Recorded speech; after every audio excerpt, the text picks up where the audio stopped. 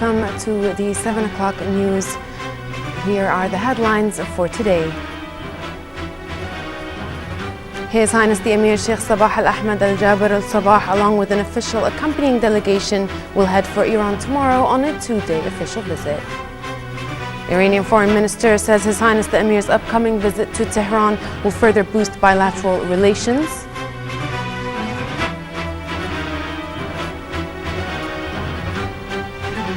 U.S. Defense Secretary accuses Beijing of destabilizing the South China Sea, which threatens the region's long-term progress.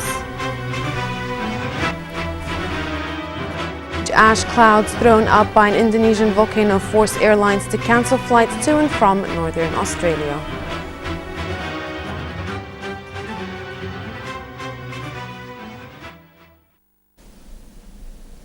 We begin with the local news, where His Highness the Emir Sheikh Sabah Al Ahmed Al Jaber Al Sabah will visit, and his official accompanying delegation will head to the Islamic Republic of Iran tomorrow, Sunday the 1st of June, on a two-day official visit.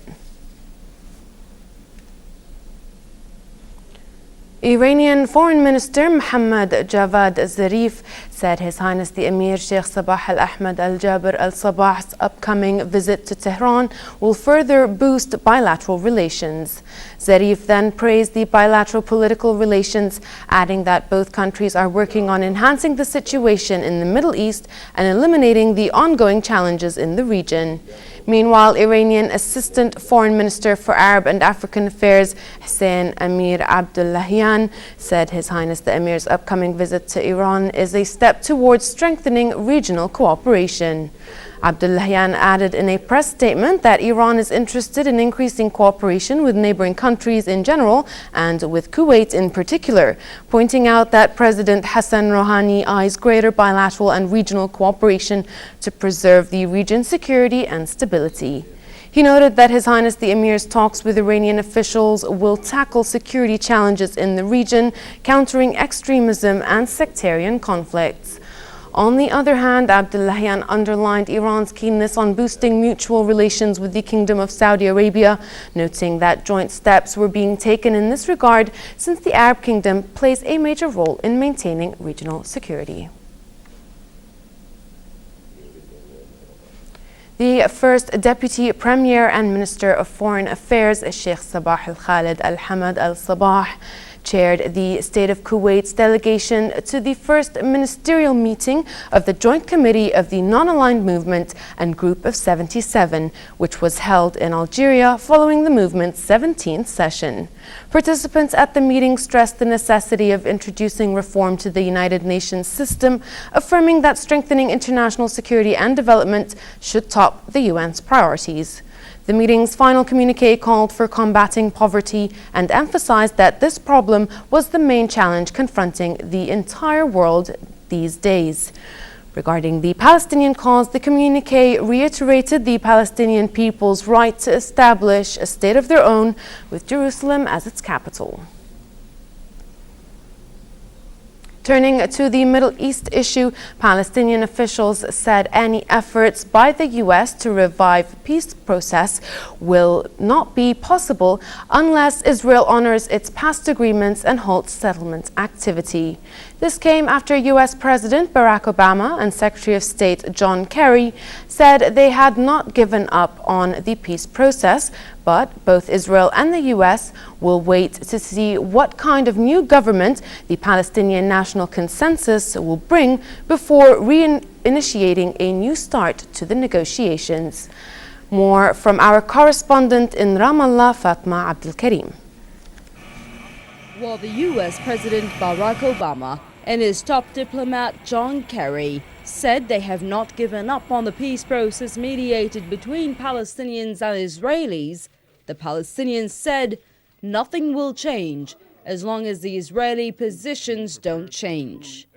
Israel is requested to release the fourth batch of veteran Palestinian prisoners, end settlement expansion, and sit to discuss the borders. Only then the U.S. efforts would yield a resumption of the talks. حكومة نتنياهو اليمنية المتطرفة ونتنياهو تحديدا Netanyahu's extremist government and Netanyahu himself closed the track of negotiations when he refused to release the last group of prisoners, went on with settlement expansion, and refuses to recognize the borders of the Palestinian state. The U.S. officials said they are waiting to see the looks of the new Palestinian National Consensus government in the making, and then re-evaluate the situation. It seems American efforts are underway to revive the peace process, but no further information was dispatched in that regard. The Americans will never ever give up with the peace process. They will always keep managing this process. They will never leave this process in vacuum to a third party like the Europeans or the Russian to fill in. Therefore, they will keep always trying to find ways to get both sides together. The U.S. called on both Palestinians and Israelis to practice self-restraint, but failed to criticize the Israeli settlement activity and the heightening Israeli military escalation against Palestinians. For the Palestinians, the national reconciliation deal is paramount, and for Israel to use it as an excuse for the failure of negotiations is only going to make the option of resuming the talks more unpopular among Palestinians. Fatma Abdel Karim, Kuwait TV, Ramallah, Palestine.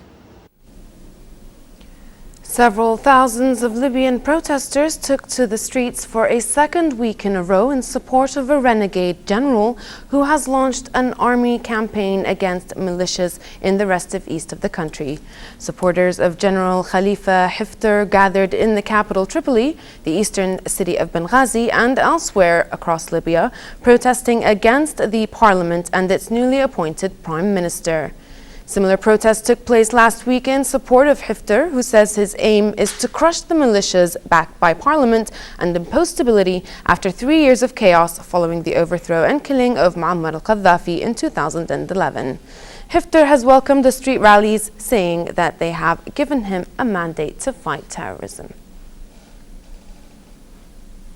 The U.S. Defense Secretary has accused China of destabilizing the South China Sea, saying its recent actions threaten stability in the region and its long-term progress.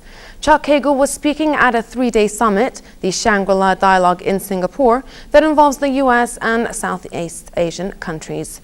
Hagel told the Asia-Pacific Security Forum that the United States was committed to its geopolitical rebalance in the region. But we firmly oppose any nation's use of intimidation, coercion, or the threat of force to assert those claims. We also oppose any effort by any nation to restrict overflight or freedom of navigation, whether from military or civilian vessels, from countries big or small.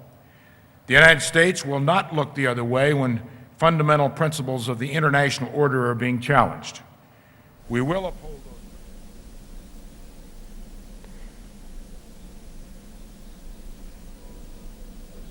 In response to Hagel's speech, the Deputy Chief of Staff at the Chinese Army, Wang Guanzhong, said the claims are baseless and unreasonable. The two later held a bilateral meeting. The forum comes amid growing tensions between China, Vietnam, and the Philippines, with Japan-China ties also strained over disputed islands in the East China Sea. Thailand's military junta have tightened their control with a far-reaching plan to appoint an interim government, write a new constitution, and carry out large-scale public works projects. The junta also disclosed for the first time how long it intended to remain in control, at least into the second half of 2015. Here's more in this report by Salem Al-Kandiri. Protesters in Thailand will test coup leader General Prayuth Chan-o-cha after he said there would be no elections in the country for more than a year in order to give the military time to engineer reforms. In an overnight televised address to the nation, Prayuth set out a plan for reconciliation and reform that could only be implemented if there was peace and stability, and according to him, that would take about a year. he outlined a three-phase process, beginning with reconciliation, which would take up to 3 months, a temporary constitution would be drawn up, and an interim prime minister and cabinet chosen in a second phase, and an election would be the final phase. General Prayut said the government would continue large-scale projects stated by the previous government for flood prevention around Bangkok and a revamped train network. After the general ousted the government of Prime Minister Yingluck Shinawatra, Thailand has become polarized between supporters of Yingluck and her influential brother, deposed Premier Thaksin Shinawatra, and the royalist establishment that sees Thaksin and his populist ways as a threat to the older order. Prayut justified his takeover and the tough measures he introduced afterwards, which have included the detention of about 250 people, censorship of the media, and a ban on gatherings. Despite martial law and a ban on gatherings, small protests against the military takeover have been held almost daily in Bangkok. However, there has been no serious violence, as soldiers mounted a big operation of the Central Victory Monument, sealing it off and preventing anyone from gathering. Activists say they will hold a big show of opposition on the weekend to press for the restoration of democracy. For his part, Prayut repeated warnings against such resistance to the army's takeover, says they would slow the process of bringing back happiness to the Thai people. Pro-Russian activists rallied in Donetsk as Ukraine's anti-terrorist military operation continued. The leader of the self-proclaimed Donetsk People's Republic, Denis Pushilin, addressed the crowd of about 2,000 people, vowing to continue the fight for a break with Kiev. Also in Donetsk, artillery fire was audible as military planes shot flares into the sky above a residential area near the airport, where rebels seized a terminal the morning after Ukraine's election, before being forced out by airstrikes and paratroop assault. Ukraine's government vowed yesterday to press ahead with a military offensive against separatists, despite a deadly attack on an army helicopter, amid increasing reports that fighters from Russia have been involved in rebellions in the east.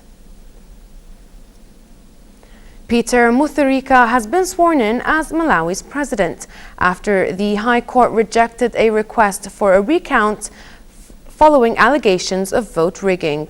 The leader of the Democratic Progressive Party urged the 11 other presidential candidates to join him in rebuilding the country. Meanwhile, outgoing President Joyce Banda had alleged ballot fraud but has now conceded defeat. This comes after a protester died yesterday as police used tear gas and rubber bullets to disperse an angry crowd demanding a recount of last week's ballot in the southeastern town of Mangochi. The Tunisian embassy in Kuwait organized the first Open Media Day, which was inaugurated by the Tunisian ambassador to Kuwait, His Excellency Noureddin Rey, who announced that Tunisia seeks to positively enhance the Tunisian presence in Kuwait and the entire Gulf region. The event aimed at promoting cooperation in the fields of investment, trade, tourism with Kuwait, and to increase expert Tunisian laborers in various fields. Salam Al-Kandari was at the Regency Hotel and has this report. The Tunisian embassy in Kuwait held its first ever media day to inform the public and the private sectors about the advanced Tunisian laborers in various fields. The Tunisian ambassador to Kuwait, His Excellency Noureddin Rey, explained that the organized event was part of the Tunisian strategic plans to strengthen ties with Kuwait and the Gulf countries, not only in the established political field, but also to implement the exchange of expertise in trade, economy, tourism, and also to increase the expert Tunisian laborers in various fields. We try to organize this day just to inform our brothers in Kuwait about what we have in Tunisia as skills in different sectors. Now we have more than 3,000 Tunisian who has a high degree and he look for a job. And we want to inform our brothers countries that we can help them if they need any experts in these sectors. I am here today to speak or to give a presentation about the availability of fruitful ties between the State of Kuwait and the State of Tunisia, the Republic of Tunisia. More precisely, I was speaking about the educational system in Tunisia and its ability and its track record of basically yielding some highly qualified graduates who have been placed everywhere in the world, really. Okay, so I was basically, giving or shedding some light on the specifics of the Tunisian higher education system and the quality of the graduates that we have in this system, despite some of the shortcomings. Okay, I was also trying in my presentation to identify, the areas of mutual benefit between Tunisia and Kuwait in the context of human resources and in the context of highly qualified people. On his part, Chairman and Director General of the Tunisian Agency for Technical Cooperation, Al-Barni Al-Salhi, announced that Tunisia has a wealth of technical, economic and scientific competent laborers ready to work in Kuwait. The main idea of this Open Tunisian Day is to introduce information and also to exchange expertise and explore developments between Tunisia and Kuwait in all fields, including work, education and other. From the Regency Hotel, this is Salim Kendiri reporting for the English News. Huge ash clouds thrown up by an Indonesian volcano forced airlines to cancel all flights to and from the northern Australian city of Darwin.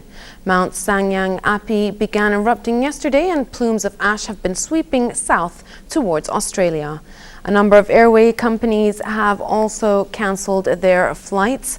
Services between Australia and the province of Bali have also been hit, and the authorities said other airports could be affected in the coming days. Hundreds of passengers have been caught up, with disruption expected to continue until at least tomorrow. The Kuwait Geographical Society organized the second biannual Geographical Information Systems Conference at Salwa Hall with the sponsorship of the Director General of the Central Agency for Information Technology, or CATE, and the head of the National Committee for Coordination and Steering of the Geographical Information Systems, or GIS.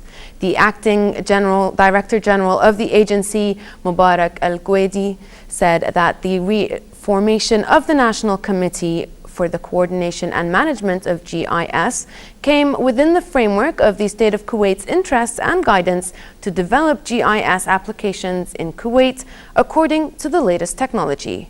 Here is more on the conference in this report by Salim Al-Kendiri. Kuwait Geographical Society organized its second GIS conference that included exhibitions and workshops on the latest technological applications of geographical information systems. Today's event it's talking about geographic information system and how geographic information system is important and how we could use the geographic information system in our governmental and non-governmental company here in Kuwait. So the idea of this conference is like how could we bring a lot of technology, a lot of speakers from out of the Kuwait, like USA, Canada, Taiwan, Germany, Poland, to Kuwait, and to show how we could take advantage out of this system, which is a geographic information system.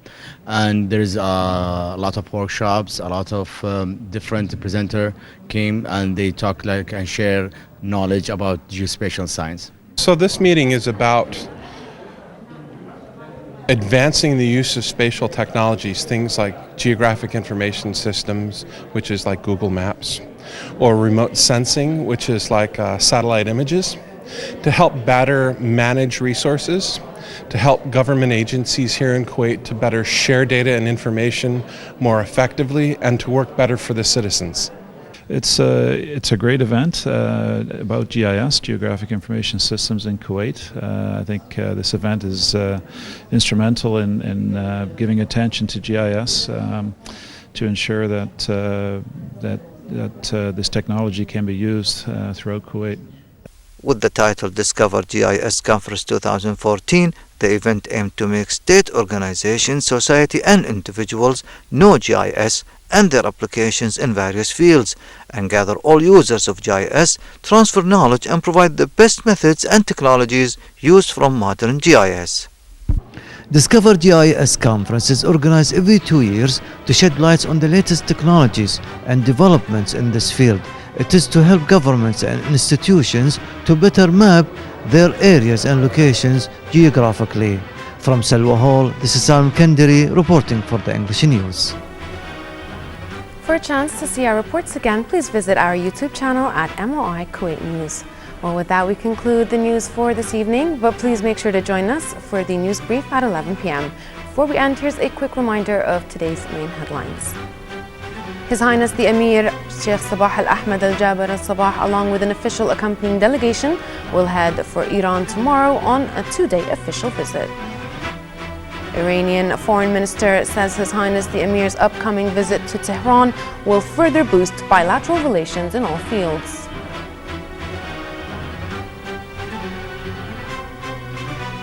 The U.S. Defense Secretary accuses Beijing of destabilizing the South China Sea, which threatens the region's long-term progress. And huge ash clouds thrown up by an Indonesian volcano forced airlines to cancel flights to and from northern Australia.